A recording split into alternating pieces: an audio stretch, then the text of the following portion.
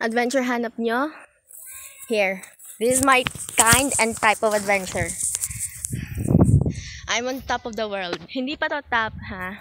Pero, hingal na ako. So, susulitin ko lahat ng interview na makukuha ko dito dahil tingnan nyo yung bundok na yan. Mamaya-maya, bababa na yung fog.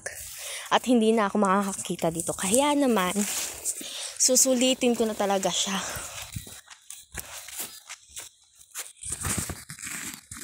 Parang endangered ata yung pula dito. Kasi may mga kalabaw. Okay. Hindi ko alam kung saan ako dadaan. Baka kasi sungkayin ako ng kalabaw. Tatago ko muna itong pula kong damit.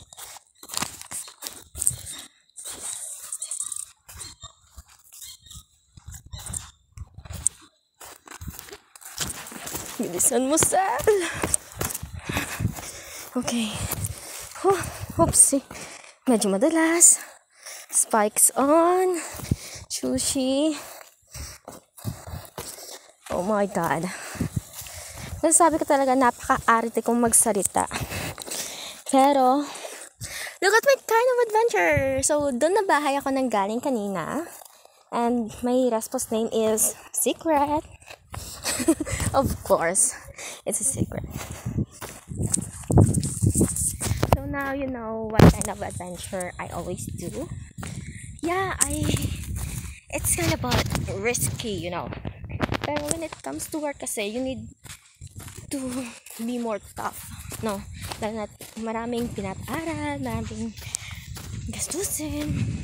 So yeah, oh my God, look at this, guys. So yun daw, yun yung kulay puting bubong, yun yung market. Nasa gilid doon, natatakpan yung barangay hall. Doon kami galing. So mula doon, nagmotor kami, and oh my God, I must tell you all, napakabangin. Bangin lahat ang nadadaanan namin. So doon pa ako sa baba pupunta kasi sila daw, nagtatanim daw sila ng mga cabbages. And ang takot ko lang dito is, you know what? Yung kalabaw, kasi baka naman mamaya surusuhin ako niyan, sungayin ako. Pero wag ka, sana wag. Look, yung nahanap nyo na bundok nandito sa likod ko. Nandito ako sa Mount Canlaon. Nasa kabilang bundok lang yung Mount Canlaon, pero napakataas nun kaya hindi ko yun aakyatin. And by the way, I came here up. Ako lang mag-isa. May guide ako kanina. Anak na respondent ko. Pero, now that I'm going down, I'm all alone by myself. It's okay. And you know what? Ba't ako nag-video? Para mawala yung takot ko.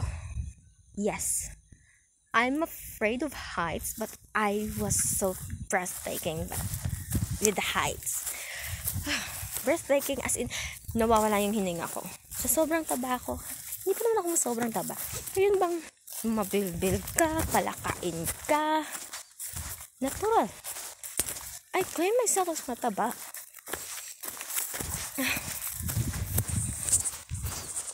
Ayun na, malapit na ako sa baba. Takot ako baka surusuhin ako ito.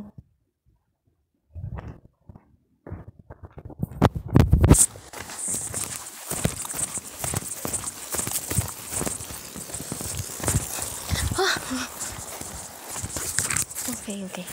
So, ibang route to, ha? Ibang route to sa dinaanan ko kanina. Kasi doon ako sa kabila dumaan kanina. So, medyo dry dito. So, hindi masyadong madulas. Pero ang kanilang dinaanan ko madulas. But I'm thankful kasi nakapagkantak pa rin ako ng interview. Wait. Titingnan ko kasi kung saan ako aapak na hindi ako madudulas. Kasi kahit may spike yung sapatos ko, I'm still not that sure na safe siya. Kasi sinasabi ko nga sa inyo, napaka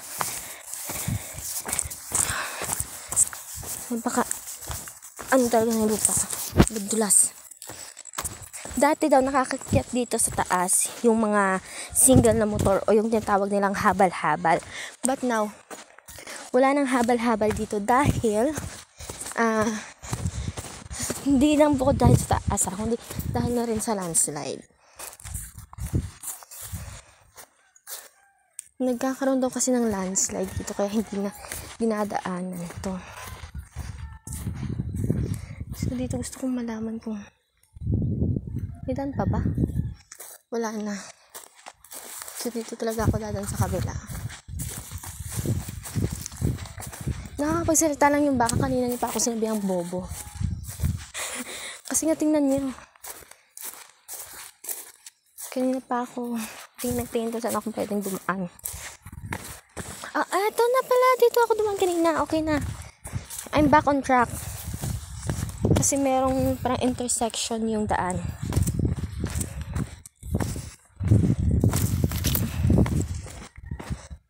So imagine, nalakarin mo to ng more than 30 minutes. 30 minutes kasi mula dun sa baba. Madali na siya pagpababa. Pero pagpaakyat talaga, hingal na hingal ako kanina.